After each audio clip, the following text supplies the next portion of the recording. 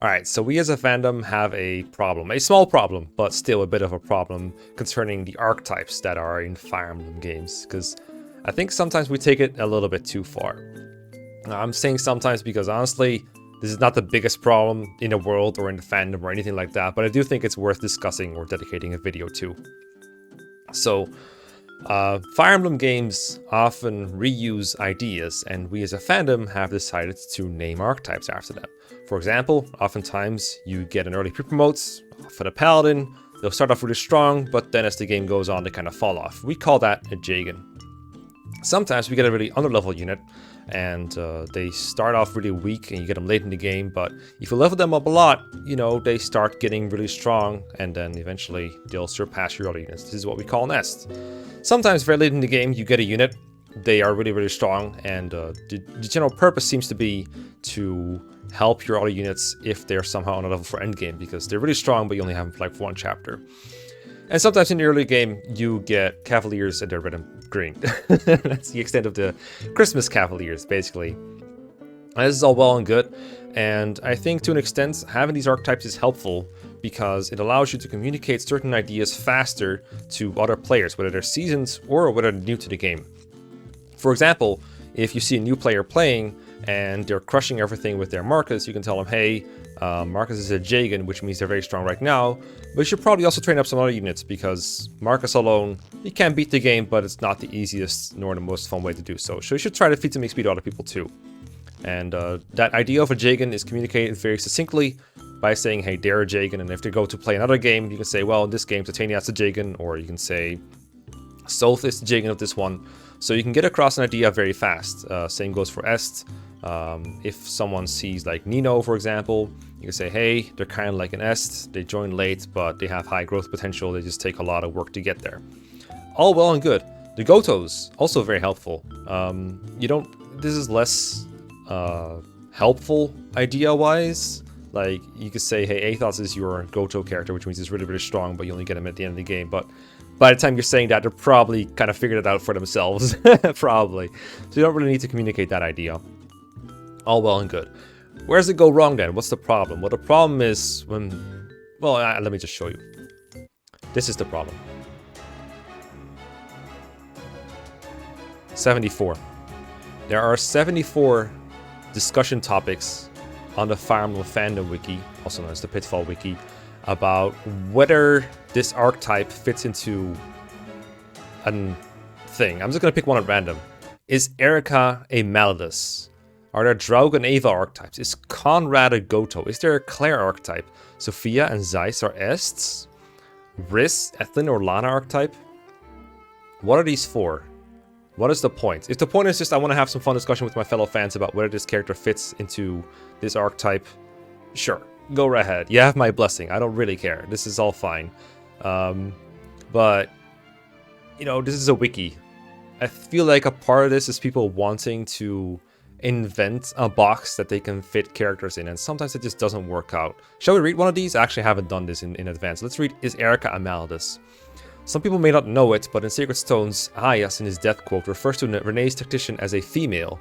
Since it is never explicitly said who the army's tactician is, isn't it possible that it's Erika's if her path is chosen?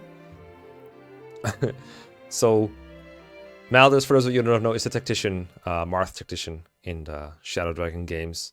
So, they're basically saying, does Erika fit into the archetype of a tactician? I think a good rule of thumb that I literally just came up with is, if your archetype can be replaced by a single other phrase, usually the archetype is pretty pointless. If you can just say, is Erika a tactician instead of Malleus, that gets the idea across much faster, doesn't it? In terms of how helpful it is to communicate an idea, just saying is Erika a tactician is much easier than, you know, is she a Malleus? Because, like, don't get me wrong, Fire Emblem games definitely reference previous games by having characters in a certain way, whether it be through their names or color schemes or the gameplay elements or something. I made a whole playlist of tier lists based off of this. You know, this is the Navarre tier list, and here on the side you can see a playlist with all the archetype tier lists. The Christmas Cavaliers, the Jagan, the Oifis, the Ests. But after that, I was very deliberately switching away from that. Like I did the Goto tier list, but then I did Magical Boys tier list, Archer tier list, Armor Knight tier list, Navarre tier list, I guess. Wyvern Rider tier lists, Ogmas, I guess. Okay, I didn't switch out away from it very consequently. But at often at times, I did name them just after their class type because it's much easier to name them that way. But obviously, I do think that Fire Emblem references past ideas, partially because sometimes they just don't feel like being original, sometimes because they want to make a cute reference, and sometimes there's only so much you can do in Fire Emblem to reference the past. So what can you really do besides just use the same idea over and over and over again? I think sometimes that can be a weakness of a franchise, is they just do the same thing in a slightly different way, and they don't add a whole lot to it, but sometimes they add cute little twists.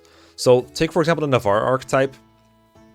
There's no strict dictionary definition of what constitutes being a Navarre, but I think we can all agree that there are some factors that make a character more Navarre-y than others. Personally, for me, when I think Navarre, I think of recruitable enemy, sword fighter, uses a weapon that can crit you, and you have to talk to them, usually with a woman, and they have some kind of edgy, dark, silence, brooding thing with a dark past maybe, or an ending where they just vanish, those kind of things. Those are what makes a Navarre a Navarre. They're not always all present. Sometimes they leave out one or two of these checkboxes, and sometimes they have others that some Navarres have in common and some of them don't.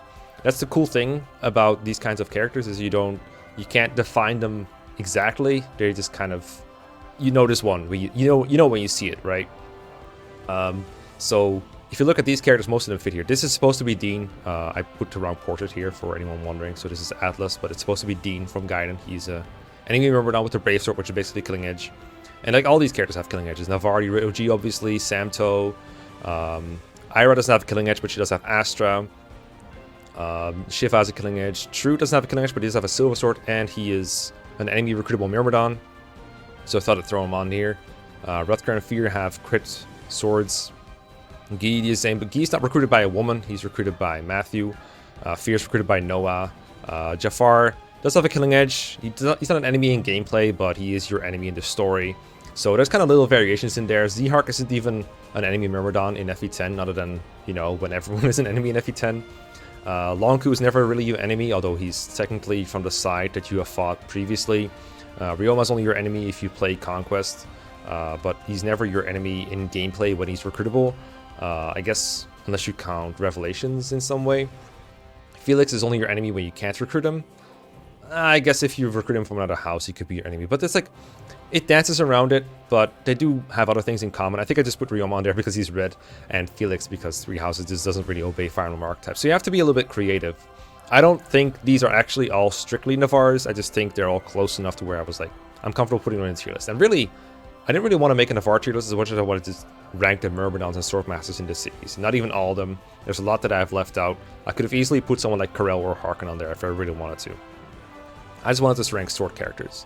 But the point with this list was not to make the most accurate list of Navarres. The Navarre is just, you know, the hook to get people into it and see like, hey, what's this all about? And kind of talk about archetypes as a whole. That was the point of the playlist. But I don't necessarily think all these are perfect fits for the Navarre archetype. But you can clearly see that someone like Rutger, the idea of a recruitable enemy Myrmidon with a Killing Edge and a Dark Past, that is just straight up one-to-one copy from what Navarre is as a character. They're not the exact same, but they have so much in common that you can't help but notice a reference. So in those cases, I think calling him a Navarre, you know, it's fine. That said, it's not super helpful for new players to be like, oh, look, this is the Navarre of the game. Like, by the time they see Rutger, they've probably figured it out anyway. Let me find a better example. The Magical Boys, I think, is a good example. So there is an archetype in there that I think you can argue is there very intentionally by the developers. And that's like the Merrick, I guess we'll call it, and I hate even saying that. So Fire Emblem definitely has a habit of putting in a Wind Mage that is close to the protagonist that has a personal spell, and often some kind of mentor figure that taught them the wind spell. Not super often, but they've done it a couple of times. So Merrick obviously has Excalibur, friend of Marth's. I think they like went to college together or something. And, you know, yeah, Wind Mage, Excalibur, Wendell is their mentor. And then, let me see. So let me get to one that fits, right? So Asbel, obviously best friends forever with Leaf, has Graph Caliber, which is basically Excalibur, like it's the exact same spell, but in Thracia instead, and I guess even stronger. And he has a mentor figure in Set. It fits perfectly. It's like a one-to-one copy. And then you look around the lesser list and it doesn't really fit, but you can find some that kind of fit. You got Soren, for example, best friends with Ike. His first spell was a wind spell. He's not as wind based. He doesn't have his personal spell. He doesn't have Tellius Caliber or whatever you want to call it. He just has wind initially. You can use like any other kind of magic you want him to. So he kind of fits, but not really. Lewin, he sure is a wind mage, and he sure has a personal spell in Forseti. And I guess we can call him a Friends of Sigurd, but he doesn't really join early. He's not the first mage to join. The question you could ask is it necessary for a wind mage, for the Merrick to be the first mage to join? Because if it is, then Azel is the only candidate, and Lewin clearly is not. I wouldn't really call Lewin friends with Sigurd, because they have no prior history before the game started, whereas that's clearly the case with Asbel and Merrick. But for Lewin, I'm sure you could argue they become friends eventually because they've been in the army for so long, but they're definitely not friends before the story started. And the rest of these, I mean, some of them use wind magic, and some of them are friends with the protagonists, like, I don't know, Bowie's friends with Celica. And I guess you can call, who else is even here, like,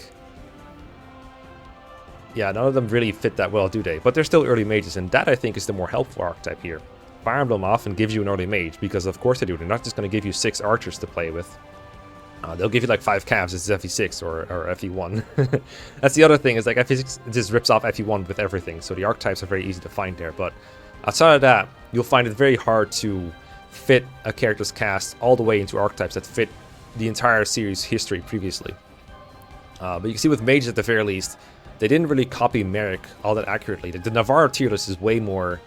Like, the Navarres are way more alike than the Merricks, or the mages, if you will. Like, these mages are very, very different. And trying to shoehorn them into the single box of a Merrick is completely pointless. Like, I don't know, is there a Merrick archetype on the wiki tier list thing? Merrick? Is Rickon considered a Merrick? He's young, uses wind magic, and joins considerably early. And then, yeah, and then this is basically the spew I'm giving you right now, which is like the archetypes are subjective. They've never been universally agreeable by the fan base at large. It's going to piss off certain people, which is why the page comes with a subjective warning. Blah, blah, blah. You get the points. They're making similar points that I am.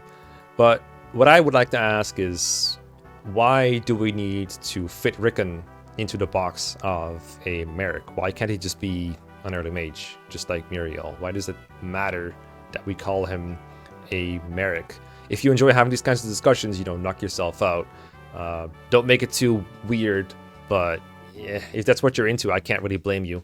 I just don't think there's much of a point to it, and I think, like I said, the main use cases for archetypes is to communicate ideas to someone, and maybe show that Fire Emblem games reference themselves every now and then, which is fine. Not what I think everyone is after when they're talking about archetypes, but hey, I guess. But for these kind of edge cases, like, what's even the point? Like, why? I guess the most important distinction that I do want to mention here is the Jagan and Oifis. Whoopsie daisy. There we go. So, Jagans have this weird sub-archetype called Oifis, where Jagans are supposed to be the ones that fall off, and Oifis are the ones that keep up. Of course, whoever you ask this question is going to have a different answer. Because some Jagans...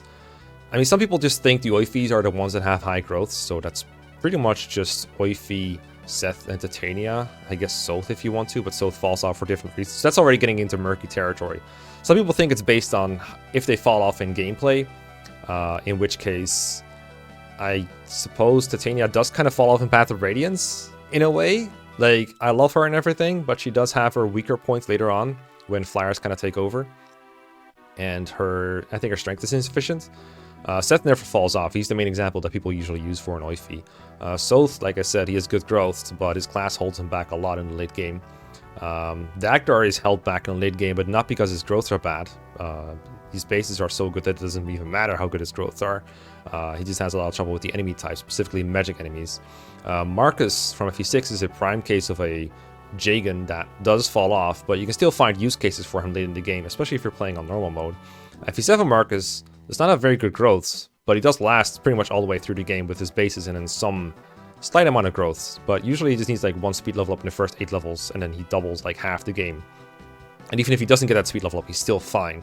So in that sense, you can find use cases for pretty much all the Jagans later on in the game, just because they have a promoted class type. You can also see I was very liberal with what I put on here. So I put like Gerald on here just to discuss a little bit about how cool it would have been to have him as a Jagan, and the Last Promise Siegfried, just to talk about the Last Promise, because I love having an excuse to talk about the Last Promise. Siegfried also has very good growth, by the way, like the best out of this entire list probably. He still falls off a little bit in the Last Promise. He's not the best character in the game, but he's pretty much up there. So the point I'm trying to make is, so the Jagan and the Oifi archetype, I'm fine with having a bit of a distinction because it communicates a useful idea to someone who is a little bit new to the series. You can say, if someone is familiar with FE6 Marcus, FE7 Marcus, you could definitely tell that the two are a little bit different. FE6 Marcus is much worse in late game than FE7 Marcus. So calling one a Jagan, the other one an Oifi, I don't think it's entirely accurate. I don't even think Oifi works in the Oifi archetype, but that's another discussion. But the point is, there's distinction there, and by using two different name tags, archetype names, whatever you want to call it, for the two different Marcuses, you can get across what kind of character this is with one or two words, instead of having to explain the whole thing of, okay, so Marcus is pretty good early on, but he falls off, whereas the other Marcus is, it takes a little bit longer of time. And I guess if time is money, you might as well have a way to save us some time, I guess. So in that sense, it's useful. But it stops being useful when we have characters that are kind of in the middle of the two, and it's not really sure where we're going. So it's better to just say, okay, Dagdar's good early on, and then later on there's some chapters where he might not be optimal deployment. Just give the instructions straight up. Don't try to fit him into a box that he's not very good at fitting in. Let me see if we can get another example of this. We got the Ogmas. I guess another point about the Navarre tier list that I want to make here while we're at it is there's definitely characters that could have been on here but aren't. And I think a very good example of this is Raven from FE7, because Raven and Guy together have all the traits that Navarres have. It's just they're split over two characters. Because Matthew is the Myrmidon with the Killing Edge, or Guy is the Myrmidon with the Killing Edge, but you recruit him with Matthew, who is nothing like, I don't know, Sita recruiting Navarre, or Natasha recruiting Joshua, stuff like that. That part of the archetype is with Raven. Raven is also an enemy, but he just has a steel sword. He's a mercenary, although technically Navarre was a mercenary, just before Myrmidons were invented. Later on they split that class into Myrmidon and mercenary, but before that, Navarre was a mercenary, and so is Raven. So Raven has the class covered, I guess, but he doesn't have a Killing Edge, he has a steel sword, and more crucially, he's recruited by Priscilla, who is much more like the other Navarre recruitments than, you know, Matthew recruiting Guy. Like, if you think about Navarre recruitments, it's... people like to say it's usually Lena recruiting them, but Lena never recruited Navarre. It was always Sita, but Lena was with Julian as they ran away from Navarre and his gang of thugs. So I guess Lena is involved in that way, but she's not really the direct recruitment. That direct recruitment is more present in, for example, I want to say Joshua getting recruited by Natasha is the best example here. Another funny thing, in FE4, a similar thing happens. Ira is the rep Myrmidon when she doesn't have a Killing Edge, but she does have Astra. But then Jamka is recruited by Aideen, and again, Jamka fits parts of it much better. Jamka has a killer bow, like the only killer weapon in FE4, and all of FE4. And he's an enemy, and, you know, he has a bunch of other proc skills if you care about that. He has Pursuit, Adept, Accost, all that stuff, plus the killer bow crit itself. So a lot of ways to kill you. And he's recruited by someone who looks like Lena, who's a lot like Lena, a healer, Aideen. And then you got the FE5, for example, Shiva, textbook, recruited by, what's her name, Safi. And all these characters are so similar in so many ways that I'm not against the idea of an archetype per se, because clearly they do have a lot of overlap. It's just when as a fandom, we create a page with 72 different discussions with things like, is Cornelia a Michaelis? Is Rhea a Goto? Is Cyril an Eston Silver Snow? I don't even know. What are you even going for? Some of these I get. The reason I made this video in the first place is because I had a discussion with someone on Reddit about whether Kagetsu from Engage fits into the Navarre archetype. I guess very minor Engage spoilers here if you haven't played that game. So Kagetsu joins you in chapter 11. Not as an enemy, he just joins as a player, but you do fight him 2 chapters before that. As an enemy swordmaster with a Wo Dao. So in that sense, he's kind of like Navarre in that he's an enemy sword fighter that can crit you with a crit weapon. It's not really the Killing Edge, it's the Wo Dao, but whatever. But you don't really recruit him in the way you recruit Navars usually with like one of your own characters. Usually kind of defenseless characters too. That's part of the formula for me as well. But then he joins you, but you know, he just kind of comes in and he's a playable unit. There's no recruitment action by you. He just kind of does join you and he starts working for you. And he's also like very different looking from most of the Myrmidons. He's not edgy in any way. He's different from most characters in that way, but he's not... his personality is nothing like Navarre, really. And if this person was trying to justify him putting Kagetsu there in like a sort of rounded way that makes you feel like you can make it fit if you really want to. Like if you want to call him a Navarre, I'm not stopping you. I just don't see why this is so important to you. Like, can't he just be a Swordmaster? Like, he's even a pre-promotes. Very few of these Navarres are pre-promotes too, so in that way he kind of falls out of line. So, what's the point of trying to fit him in that box? I just don't see why you would do it. You can have endless discussions about it, and if you enjoy that kind of thing, don't let me stop you. But I'm just saying, if you're trying to argue about whether the Christmas Cavaliers have been changed to just be the colors and not be the Cavs anymore, like clearly see Frem and Clan have the same color scheme, Saizo and Kaze have the same color scheme. Sure, I think they have a trend of giving you 2 early units of the same class that have a color scheme based on your Christmas tree. I'm not stopping you from saying that. I'm fine with that. But do they have to fit in the Abel and Cain archetype? Who cares? Fire Emblem just reuses the same ideas a lot. That's enough for me. I don't really see why we have to make it more complicated than that. And I don't see why we have to make 74 discussions about are Renning and Bertram and Rajajon Hardens and is Anna a Lawrence? Like, obviously they are not. It's fan-defined. You can do whatever you want. And anything beyond that, just speaking of it in terms of what isn't true, just is not very helpful here. I would just stick to these 3 archetypes personally, S, Jigen, and Goto. Most of them are not very useful. Even the Goto one isn't very useful. And S and Jigen are helpful because they communicate an idea very efficiently. Everything else is just kind of fluff and trying to argue about something that has no definite borders or boundaries. That's what I think. So yeah, managed to talk about 20 minutes for something that's been kind of itching on my mind for a while, and I finally had an urge to make a video about it. Hope you found it enjoyable. I will see you all tomorrow. What do you think? Let me know in the comments. Bye.